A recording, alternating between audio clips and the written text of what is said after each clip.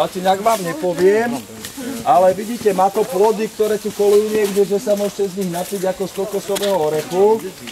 Tu príde bližšie. A tuto tie plody a kvety obaluje takáto prirodzená tkanina, ktorej si Indiáni predtým robievali guajúko, takú tú bedernú rúšku, čo si prirodzene s tým zakrývali. Hej. A dneska sa z toho Kolumbii sme kupovali klobúky z toho robené. Tak oni to predtým mali na vtákovi a teraz to... Nie, to... Hej.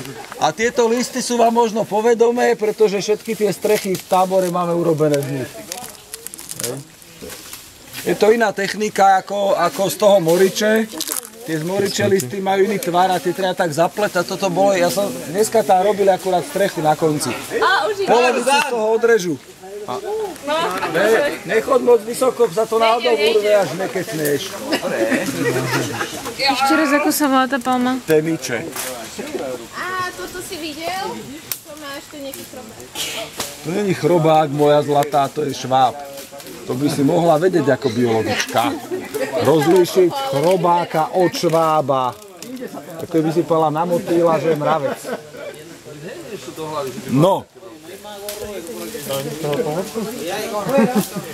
Tieto stromy s tými koreňovými, no to sú koreň, to sú také rozšíreniny kmeňa dole, tie oporné piliere, čo sú tam všetky po ceste, všetko balsa. Hej.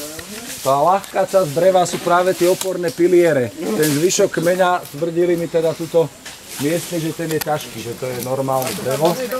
Že to tie zvieratka, čo ste kupovali, tie tukany lahúčky, sú práve z tých koreňových, alebo tých oporných pilierov tej balzy.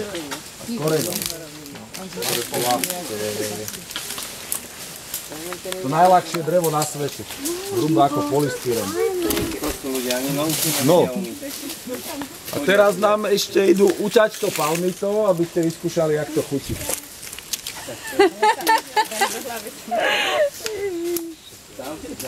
Kto ešte nemal vodu?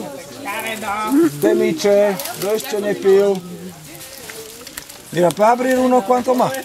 Eso no está bueno, eso. ¿Eso no? Que estaba bueno se acabó. Ah, se acabó. Esto por... Si consigues bueno allá atrás también, oíste. Temiche. Esto porque este ya es viejo. No tan seco, no. Está seco ya. No vine volvido. To neviete otáhnuť? Zatra spadne nejaká opica.